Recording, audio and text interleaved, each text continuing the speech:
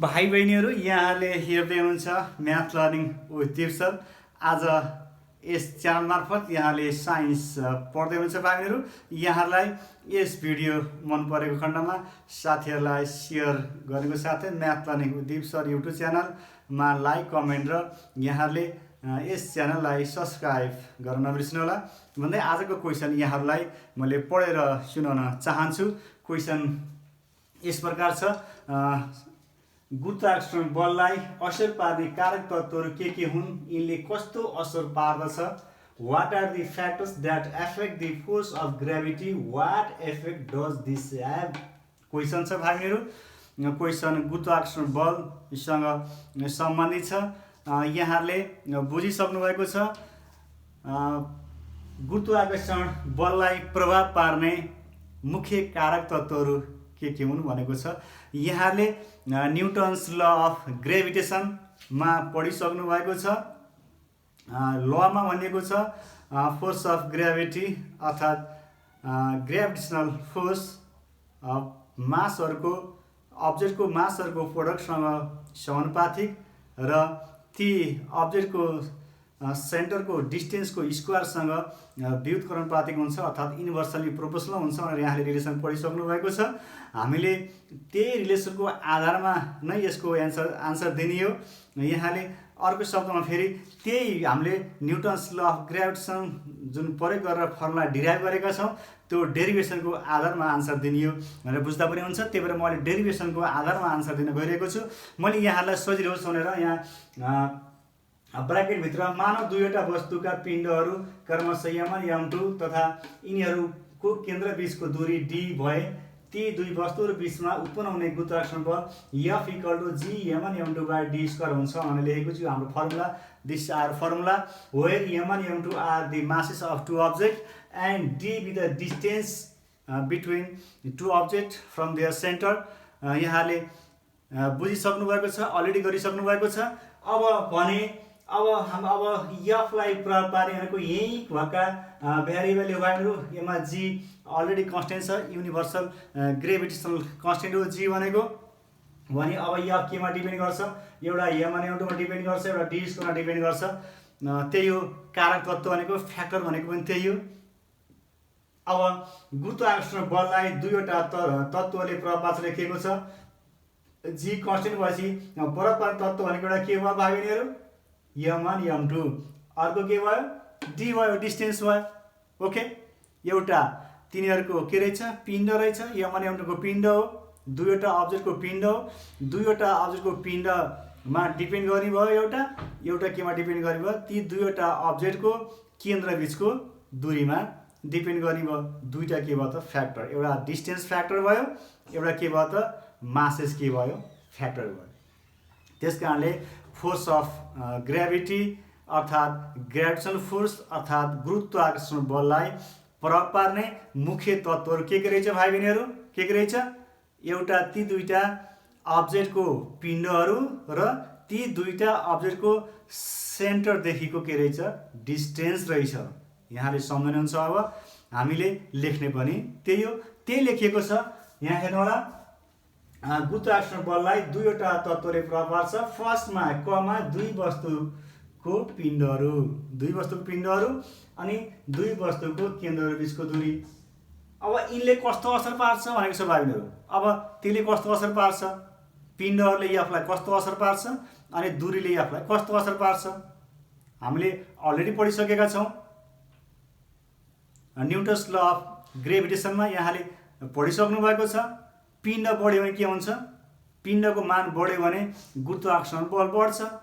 दुईटा वस्तुहरूको पिण्डमा कुनै एउटाको पिण्ड बढे पनि बढ्छ, कुनै दुईटाको पिण्ड बढे पनि बढ्छ। यस अर्थमा यहाँले बुझ्नु पर्यो, पिण्डहरूको मान बढ्यो भने के हुन्छ, गुरुत्वाकर्षण बल बढ्छ। यदि पिण्डहरूको मान घट्यो भने के हुन्छ, गुरुत्वाकर्षण बल घट्छ। त्यसले पार्ने प्रभाव भनेको त्यही हो। ओके, त्यही लेखिएको छ यहाँ। यिनले पार्ने प्रभावमा दुई वस्तुको पिण्डहरू बढेमा गुरुत्वाकर्षण बल बढ्छ र पिण्डहरूको मान घटेमा गुरुत्वाकर्षण बल घट्छ। फर्स्ट पार्ने प्रभाव भनेको त्यही हो पिण्डको कारणले। अब दूरीको कारणले कस्तो प्रभाव पार्छ यहाँले बुझिसक्नु भएको छ। गुरुत्वाकर्षण बल के हुन्छ, दूरीको वर्गसँग व्युत्क्रमानुपातिक हुन्छ। दूरी कस्तो तिनीहरूको केन्द्रबीचको दूरी हो। अब F is universally proportional to their square of distance हो। अब यहाँ जी constant m1 m2 constant suppose गरिदिने भने एफ केमा डिपेन्ड गर्छ, अर्को डीमा डिस्टेन्समा डिपेन्ड गर्छ।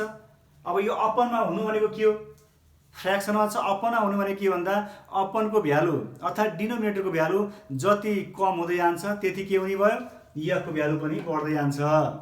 जति यो हरमा भएको जुन भेरिएबल छ डी को मान घट्दै जान्छ, गुरुत्वाकर्षण बल बढ्दै जान्छ। जति यो डी को मान बढ्दै जान्छ एफ को मान के हुन्छ, घट्दै जान्छ। त्यही हो युनिभर्सली प्रोपोर्सनल भनेको व्युत्क्रमानुपातिक सम्बन्ध भनेको थियो। त्यसैलाई हामीले यहाँ भाषामा लेखिदिने हो। त्यही लेखिएको छ, दुई वस्तुको केन्द्रहरू बीचको दूरी बढेमा गुरुत्वाकर्षण बल घट्छ। जति अपनमा धेरै भयो 1 लाई धेरैले भाग गर्दा कम आउँछ हैन, माथि 1 छ, this is all G m1 are all constant, then 1/d square हुन्छ। डी को मान जति बढ्यो त्यसले 1 लाई डिभाइड गर्दा के हुन्छ, थोरै आउँछ। जति डी को मान कम भयो त्यसले 1 लाई डिभाइड गर्दा के हुन्छ, धेरै आउँछ। त्यही हो, त्यस अर्थमा हामीले लेखियो दुई वस्तुको केन्द्रहरू बीचको दूरी बढेमा गुरुत्वाकर्षण बल पनि के हुन्छ, घट्छ, र दूरी घटेमा गुरुत्वाकर्षण बल पनि घट्छ। त्यसले पार्ने प्रभावहरू यो भयो। अब इङ्ग्लिसमा पनि त्यसैलाई ट्रान्सलेट गरिएको भाइहरू, the factors that affect the force of gravity, it means gravitation force are, फर्स्टमा यहाँ देखिसक्नु भएको छ F is equal to G m1 m2/d square.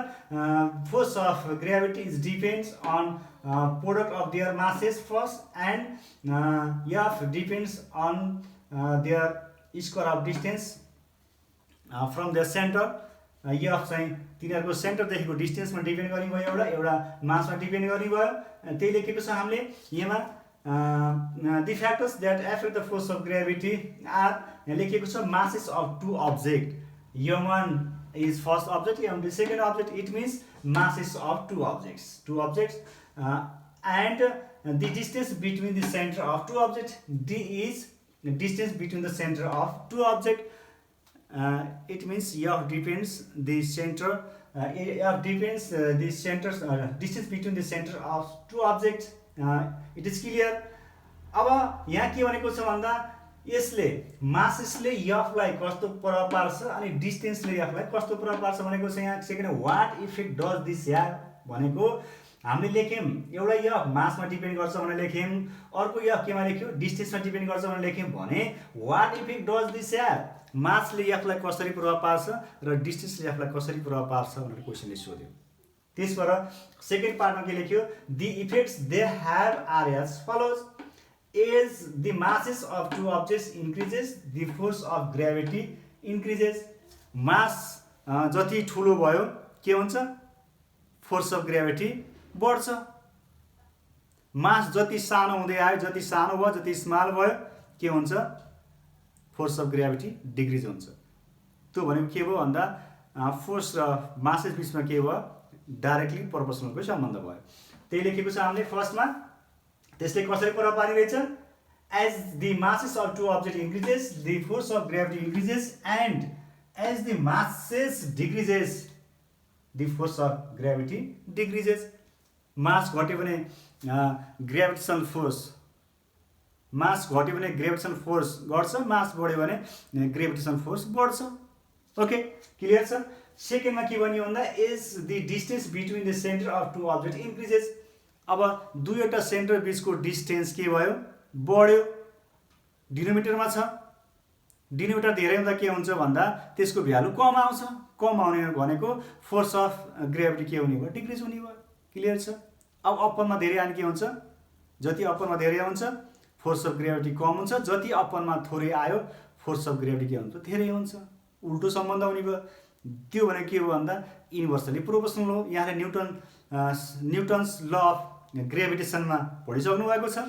त्यसैको अर्को रूप हो, as the distance between the center of two object increases the force of gravity decreases, and as the distance decreases force of gravity increases. Okay, यहाँहरू मलाई लाग्छ clear हुनुभएको छ। भाइबहरु, आज मैले यस एपिसोडमा मैले एउटा क्वेसन मात्र यहाँ समक्ष प्रस्तुत गरेको छु। सकेसम्म छोटो छोटो भयो भने यहाँले हेर्न र सुन्न पनि सजिलो होला भनेर मैले लामो बनाउन खोजेको छैन।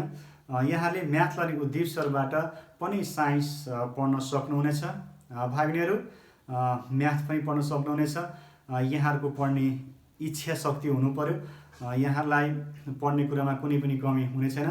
यहाँलाई परेको समस्या समाधानको लागि म सधैँ तयार छु। भाइ बहिनीहरू यहाँले यस भिडियोलाई मन पराउनु भएको खण्डमा मैले भनिसकेको छु अगाडि नै सेयर लाइक कमेन्ट गर्नुहोला। यहाँले सब्सक्राइब नगरेको भए यहाँलाई सब्सक्राइब गर्नको लागि मैले अनुरोध गर्दै आजको यस एपिसोडलाई मैले यहीँ टुङ्गन चाहन्छु। धन्यवाद।